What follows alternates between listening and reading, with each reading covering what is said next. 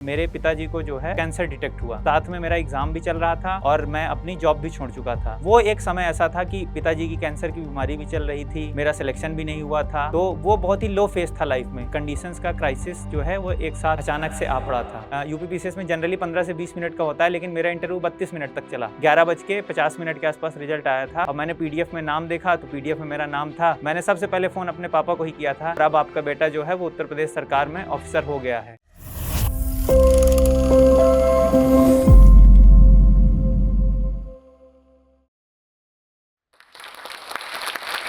मेरा नाम शुभम सिंह है। मैं प्रयागराज ज़िले का रहने वाला हूँ और 2024 यूपीपीसीएस में मेरा चयन कमर्शियल टैक्स ऑफिसर के पद पर हुआ है। मेरी स्कूलिंग भी एयरफोर्स स्कूल बमरौली प्रयागराज से हुई है और उसके बाद जो है मैंने ग्रेजुएशन अपना बीटेक मैकेनिकल इंजीनियरिंग में अब्दुल कलाम टेक्निकल यूनिवर्सिटी से किया है और उसी अपने ग्रेजुएशन के दौरान ही मैंने जो है क्रिकेट एनालिस्ट के तौर पे ESPN क्रिक इन्फो पे ज्वाइन किया नोएडा में। ये मेरा ग्रेजुएशन 2018 में पूरा हुआ और फिर वहाँ मैंने कोरोना आने तक जो है वो जॉब की। फिर कोरोना जब आया तो मेरी जॉब जो है वो हॉल्ट हो गई। तो उस समय फिर ये सोच का मैटर आया कि अब क्या किया जाए।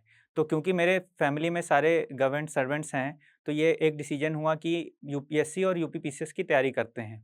तो तब मैंने जॉब जो है क्योंकि हॉल्ट हो गई थी, तो मैंने यूपीपीसीएस की तैयारी शुरू की और फिर 2021 में मैंने अपना पहला अटेम्प्ट दिया और पहले अटेम्प्ट में ही मैंने प्रीलिम्स क्लियर किया और मेंस क्लियर किया। उसके बाद मैंने इंटरव्यू दिया, लेकिन मैं इंटरव्यू में सेम मार्क्स से, क्योंकि एक यूपीपीसीएस में क्राइटेरिया होता है कि जो सीनियर कैंडिडेट्स होते हैं वो जो है उनको प्रेफ़रेंस दी जाती है, तो मेरा सिलेक्शन रह गया। तो थोड़ा डिमोटिवेशन तो उससे हुआ, लेकिन फिर मैंने सोचा कि नहीं, फिर दोबारा देते हैं। तो फिर मैं अगले अटेम्प्ट्स की तैयारी में लग गया, लेकिन वो जिसे कहते नहीं है कि जब ज़िंदगी सब स्मूथ चल रही हो, तो आपको थोड़ा सतर्क रहना चाहिए। तो उसी दौरान जो है 2022 में मेरे पिताजी को जो है वो कैंसर डिटेक्ट हुआ। ये एक ऐसी बात थी जो कि जिसके लिए कि मैं क्या, हमारा पूरा परिवार जो है वो तैयार नहीं था। प्लस साथ में मेरा एग्ज़ाम भी चल रहा था और मैं अपनी जॉब भी छोड़ चुका था। तो ये जिसे कहते नहीं, ये सारे कंडीशंस का क्राइसिस जो है वो एक साथ अचानक से आ पड़ा था। तो फिर हम परिवार में सब लोग जो है वो चिंतित होने लगे। मेरे को भी ये हुआ कि यार जॉब भी नहीं है अब और एग्ज़ाम भी आगे देना है। तो उसके साथ जो है फिर जो है मैंने अपनी बहन जो कि एमएस ऑब्स गायनी में डॉक्टर हैं, उनसे सलाह लिया। तो उन्होंने कहा कि इसका जो है वो 4th लेवल कैंसर है पापा का, लेकिन जो है वो थ्रोट का कैंसर है, तो इसका इलाज हो सकता है। तो हम लोग को फिर थोड़ा-सा हिम्मत आई। फिर उसके साथ ही जब पापा का कैंसर का इलाज चल रहा था, ऑपरेशन हो रहा था, उसी के साथ मैंने अपना 2023 वाला अटेम्प्ट दिया। पापा जो है अपना इलाज कराते थे, वहाँ जो है बहन रहती थी, मैं अपना अकेले जो है वो तैयारी करता था। तो दोनों में जो है वो बैलेंस बना पाना, ये जो है वो काफ़ी कठिन था। तो उस टाइम जो है ये मैं सोचता था कि यार कैसे करें, क्या करें? वो जो है वो बहुत ही क्राइसिस का समय था। तो उस समय जो है फिर मैंने 2023 का प्रीलिम्स दिया, प्रीलिम्स मेरा निकल गया। तब पापा का ऑपरेशन हुआ, ऑपरेशन सक्सेसफुल रहा।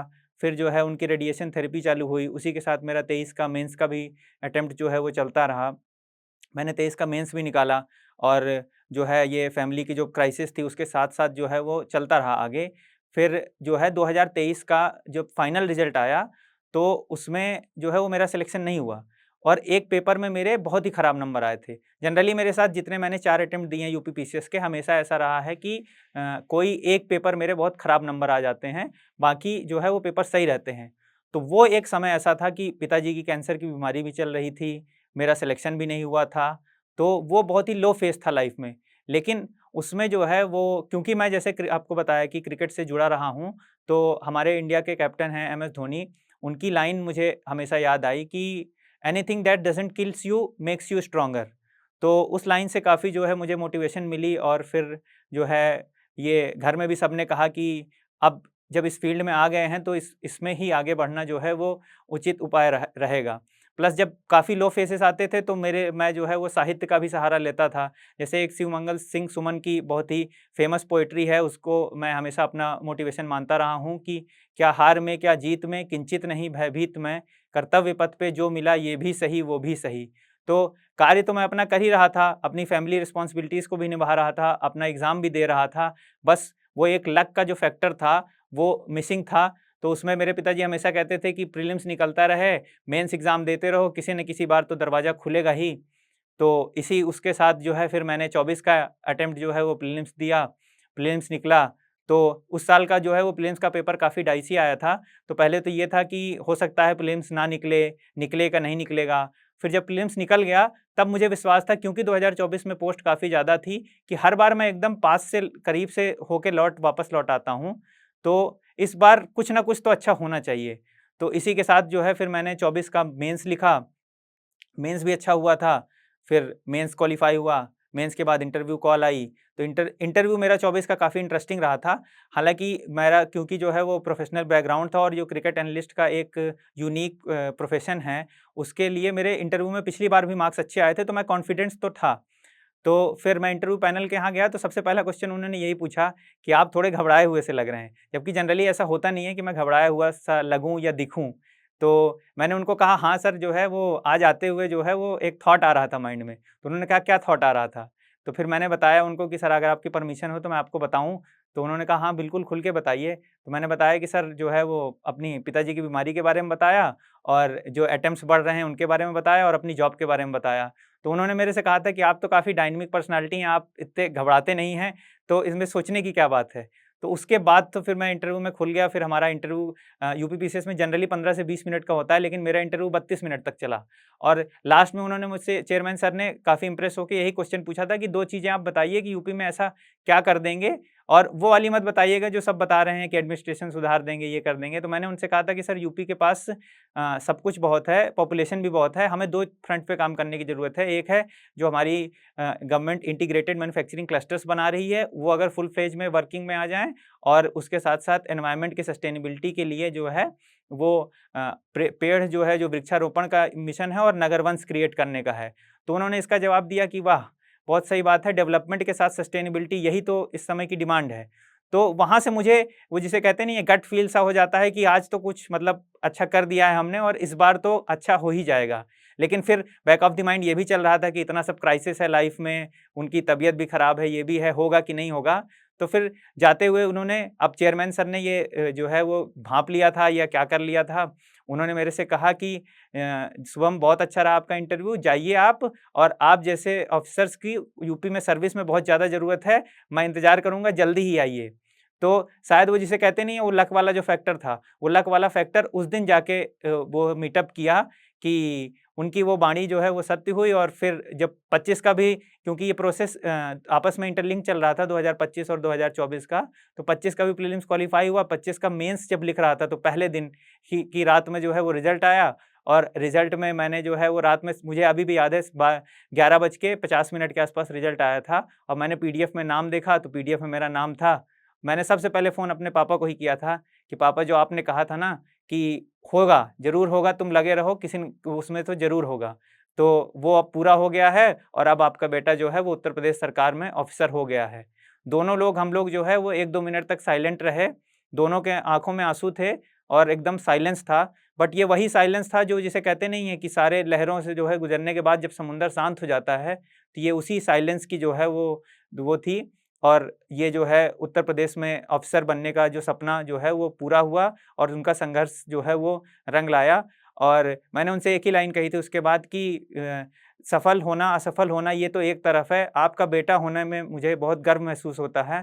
तो ये लाइन उनको काफ़ी जो है वो खुशी प्रदान की और जब मैं उनसे मेंस दे के आया, मिला, तब उन्होंने इस बात को मुझसे कहा भी। तो ये तो रही मेरी लाइफ़ जर्नी जो कि अ, इंस्पायरिंग भी रही है, इसमें स्ट्रगल्स भी रहे हैं और क्राइसिस भी रहा है। बट मैं जो फ्यूचर एस्पिरेंट्स हैं उनको यही कहना चाहूँगा कि आपको अपना हमेशा जो है वो पेशेंस बनाए रखना है और प्रोसेस को ट्रस्ट करना है। क्योंकि प्रोसेस से अगर आप काम करते जाएँगे तो एक बार असफल होंगे, 2 बार असफल होंगे, लेकिन एक ना एक बार आप सफल ज़रूर होंगे।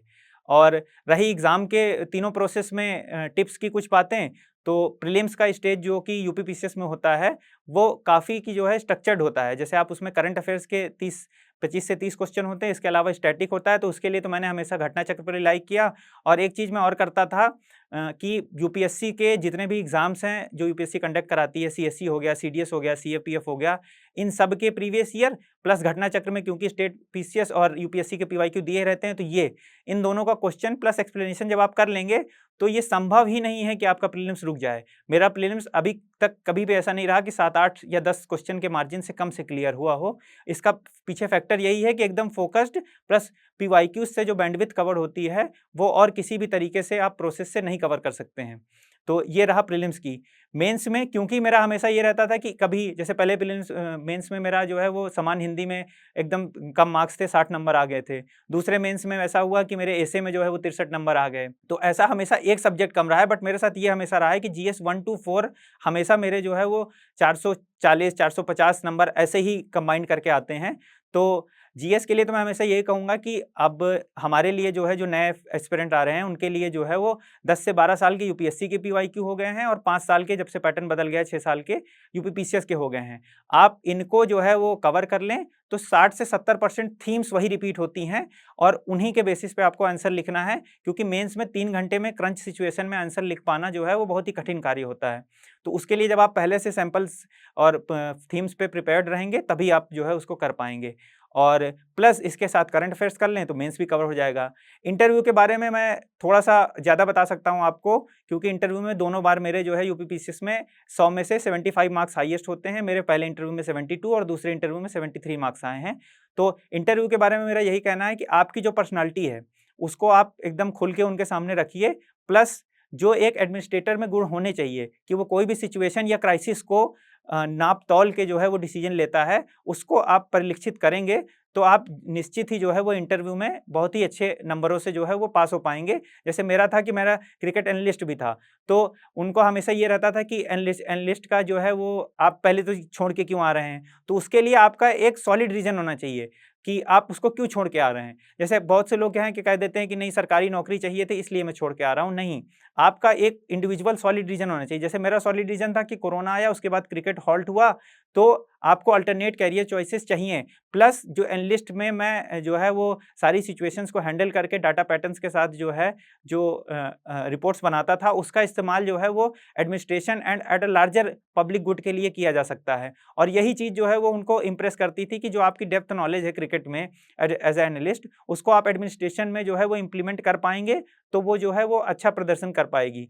प्लस वो ये सिचुएशन तो है ही है, इससे आप इंटरव्यू में अच्छे मार्क्स तो गेन कर पाएँगे ही, प्लस लाइफ को मैनेज करना भी जो है वो क्राइसिस सिचुएशन में बहुत इंपॉर्टेंट होता है। जैसे मेरा ये था कि पहले कोरोना आया, तो उसमें फाइनेंशियल जो है वो लॉस हुआ, उसके बाद जब दूसरा पिताजी को कैंसर हुआ, तो वो तो एकदम इमोशनल, फाइनेंशियल, फैमिली सारा जो है वो क्राइसिस आया, उसको मैनेज करते हुए जब आप एग्ज़ाम को जो है वो मैनेज करके ले जाएँगे, तो इंटरव्यू बोर्ड भी देखता है कि क्राइसिस में जो है वो काम करने वाला जो है वो, क्योंकि इंडिया में रिसोर्सेज का क्रंच है और एज ए एडमिनिस्ट्रेशन आपको उस रिसोर्स क्रंच के साथ ही ऑप्टिमम आउटपुट लाके लोगों की पब्लिक सर्विस करनी है और as a greater good governance को इंक्रीज करना है। तो इसके लिए जो है वो तनिक भी तैयारी में जो है विचलित नहीं होना है और हमेशा जो है वो संघर्ष के लिए तैयार रहना है, क्योंकि हम जब सीखते जाएंगे और प्रोसेस में लगे रहेंगे, तो जो है वो ज़रूर जो है वो आगे जो है हम सफल होंगे, क्योंकि संघर्ष और सीखते रहने की प्रक्रिया ही जो है वो सफलता का मूल मंत्र है मेरे हिसाब से। लास्ट में मैं यही कहना चाहूँगा कि जब मैं अपने पिताजी को कैंसर हो गया था और मैं इस तैयारी के फेस में लो फील करता था, तो मैं जोश टॉक्स में जो भी हमारे सीनियर सिविल सर्वेंट्स हैं जो सेलेक्ट हुए हैं, उनकी टॉक्स सुनता था, तो उनकी बहुत सारी इंस्पायरिंग स्टोरी मिलती थी। तो मुझे भी अंदर से एक मोटिवेशन आता था कि यार, जब ये लोग करके आए हैं इतने बुरी कंडीशन से, तो मेरी कंडीशन तो इतनी ज़्यादा बुरी नहीं है, मैं भी कर ले जाऊँगा। तो इसके लिए जोश टॉक्स का बहुत ज़्यादा धन्यवाद।